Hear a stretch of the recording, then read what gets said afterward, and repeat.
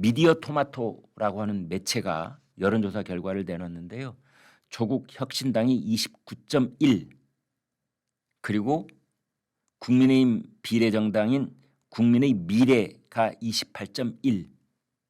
지금까지는 이제 비례정당만 따로 지지율을 물어보면은 국민의힘 비례정당인 국민의 미래가 압도적인 1등이었거든요.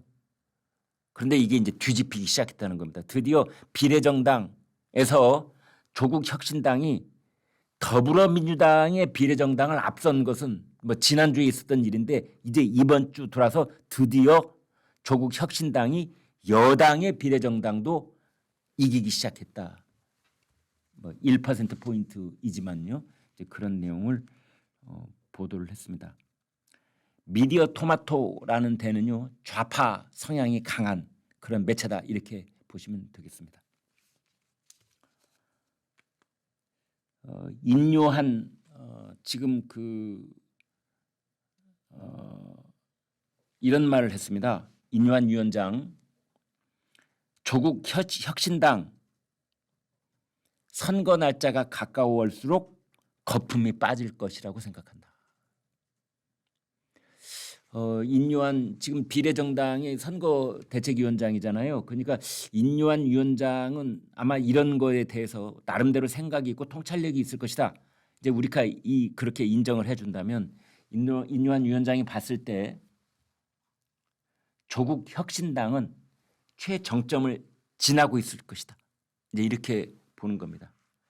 그래서 거품이라고 현재는 볼 수 있겠고 그 거품이 빠지는 중이다.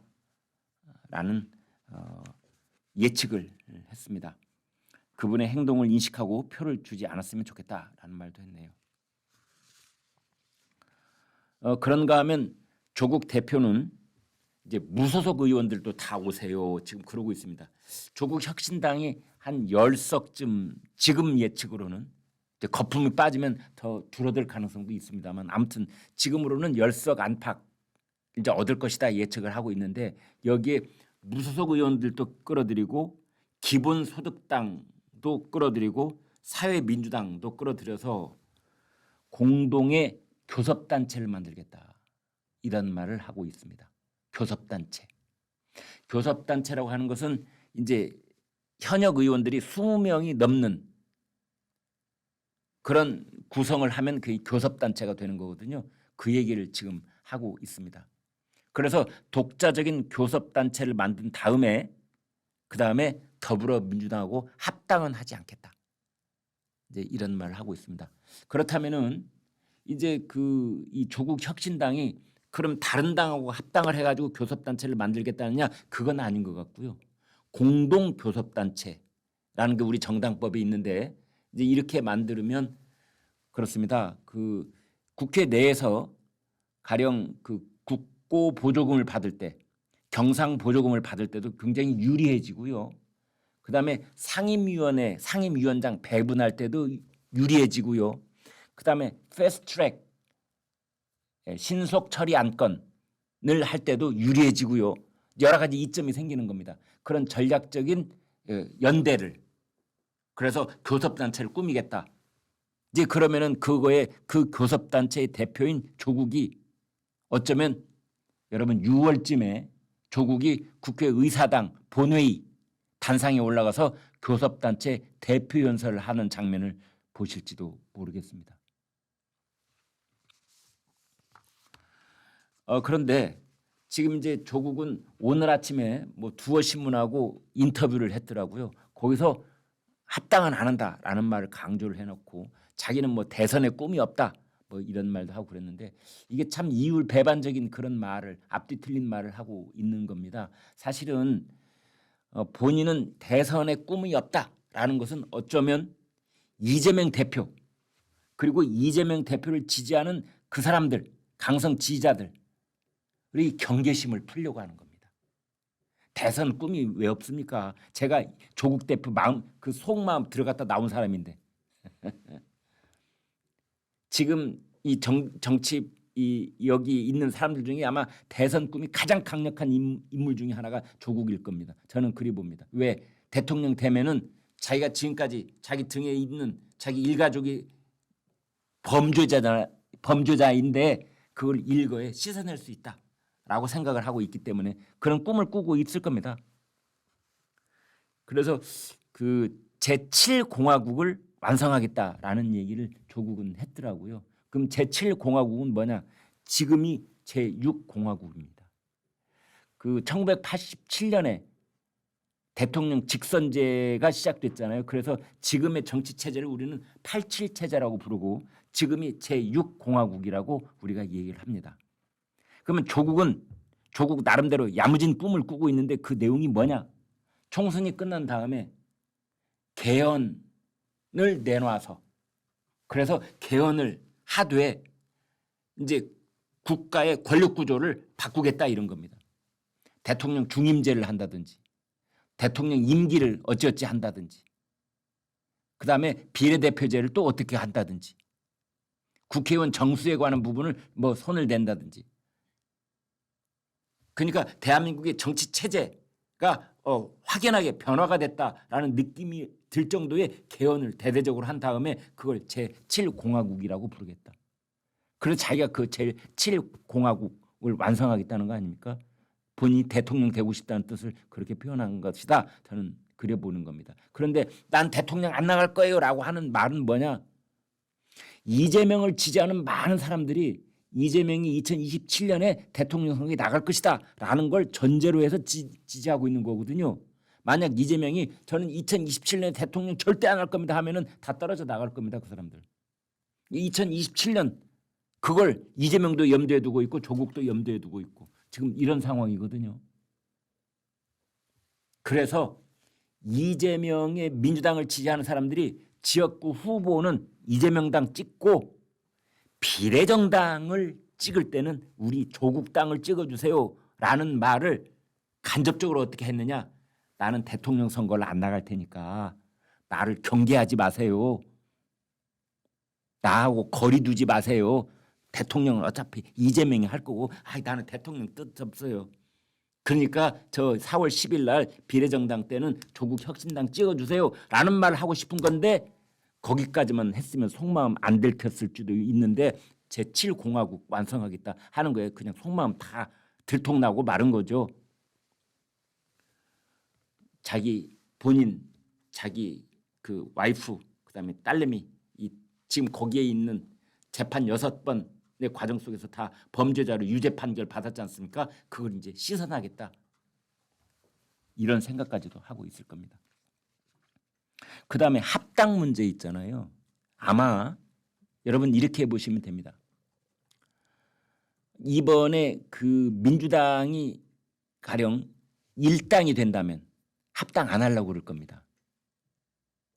그리고 그 조국이 가지고 있는 자기 지분을 그대로 유지한 채 결정적인 캐스팅 보트를 쥐고 있는 상황 속에서 국회의 어떤 주도권 하나를 꽉 손에 쥐려고 할 겁니다. 그리고 조국 혁신당의 대선 후보의 길을 계속 걸어가려고 할 겁니다.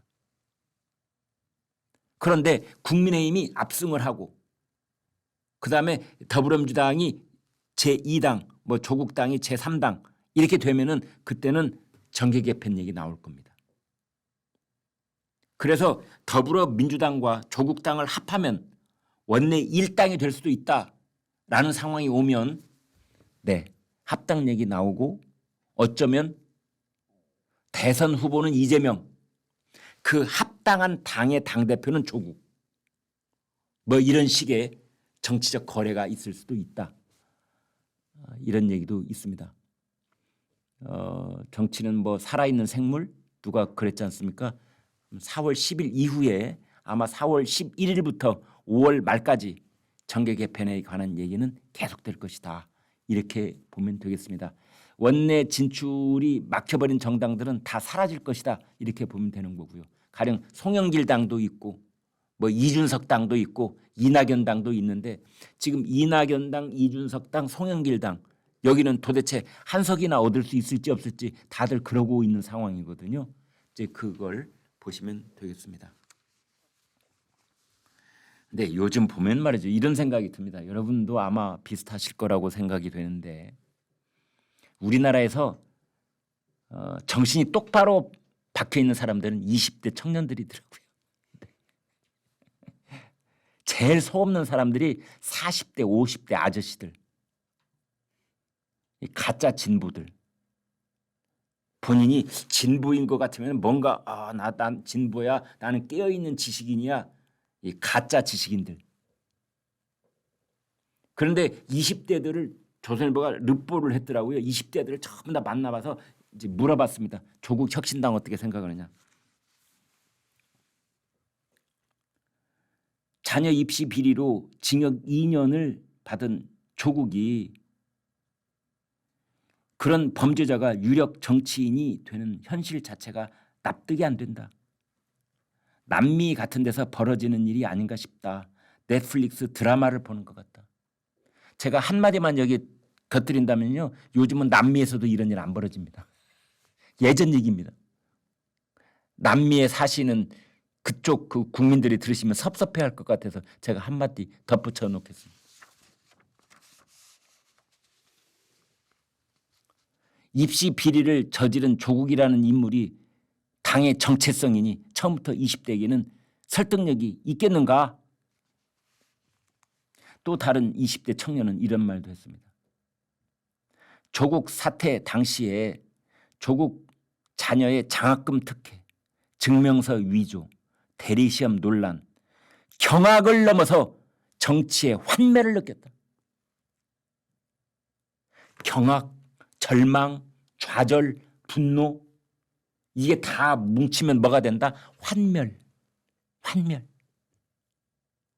정남이가 떨어지게 했다.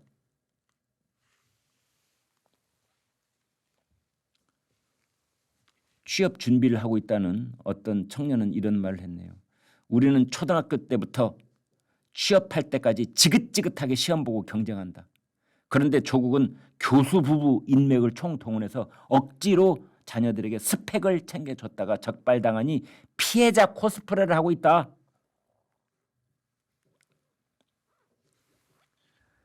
평생 혹독한 경쟁을 해온 20대가 제정신이라면 조국을 지지할 수 있겠는가? 여기에서 할 말 끝났습니다. 제정신이라면 이 20대 청년이 40대, 50대 아저씨, 아줌마들한테 한마디 딱 던집니다. 아저씨, 아주머니, 제정신이라면 조국 지지할 수 있겠어요?